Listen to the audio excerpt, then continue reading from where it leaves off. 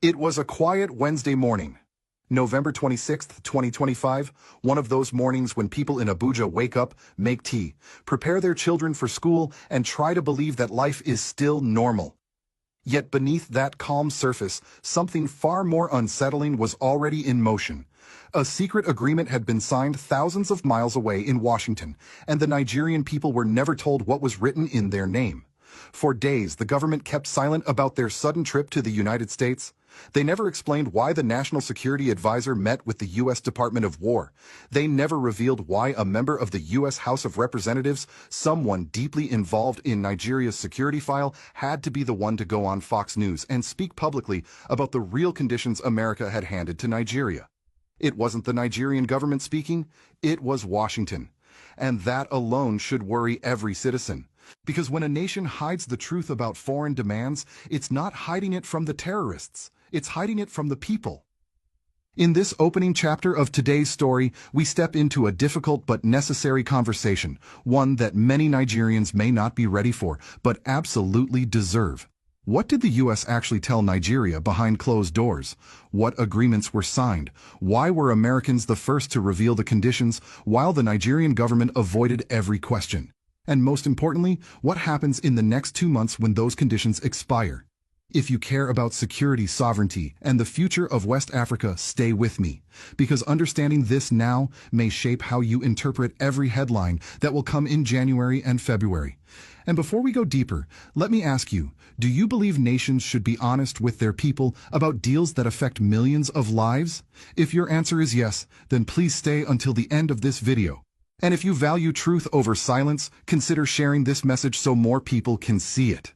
Long before the Nigerian public even knew something unusual had happened, the country's top security officials were already seated in a closed-room meeting inside a Washington building, one belonging not to the State Department, but to the U.S. Department of War.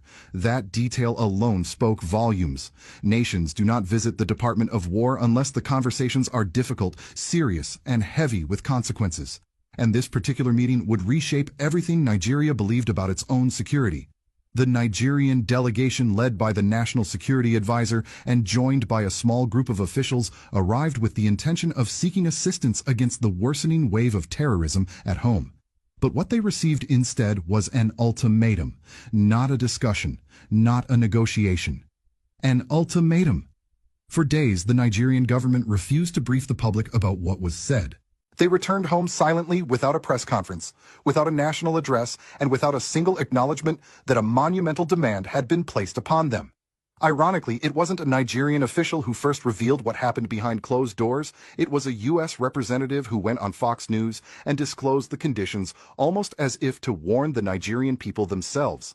So what exactly did America say? The first condition was surprisingly personal. The U.S. demanded the immediate release of Sunday Jackson, a man condemned to death in Nigeria under charges many consider politically motivated. Jackson, according to the video's narrator, was treated less as a suspect and more as a symbol, a warning to ordinary citizens that killing terrorists, even in self-defense, would not be tolerated. An American missionary who personally knew Jackson had spent months on Nigerian television urging the government to free him, insisting the world was watching. And Washington made it clear his release was non-negotiable. This is the first step, they reportedly said. The second condition was far more explosive. Nigeria must publish the list of individuals who sponsor terrorism within its borders. Not investigate them. Not compile their names.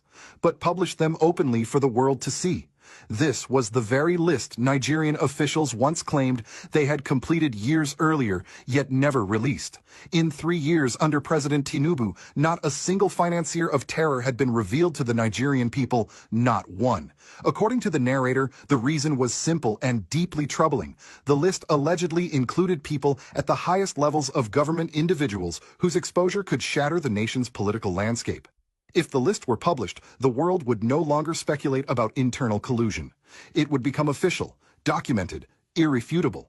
And then came the third condition. The most severe of all, Nigeria must disarm every major terrorist group within 2 months. 2 months to dismantle networks that have operated for years. 2 months to neutralize militants wielding heavy machine guns, armored vehicles, and explosives. 2 months to achieve what the Nigerian military itself has repeatedly failed to accomplish. Washington added a chilling warning: if you cannot disarm them within 2 months, we will. It was not a threat hidden in diplomatic language. It was a direct statement of intent and acknowledgement that the United States had already mapped the problem, identified the actors, and developed its own disarmament plan for Nigerian soil. The Nigerian delegation was reportedly instructed to return home and immediately publish the names of terror sponsors because without transparency, disarmament would be impossible.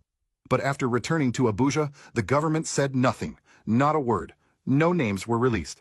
No explanation was offered, and certainly no public debate was allowed. Meanwhile, the narrator insists Nigeria signed multiple pages of documents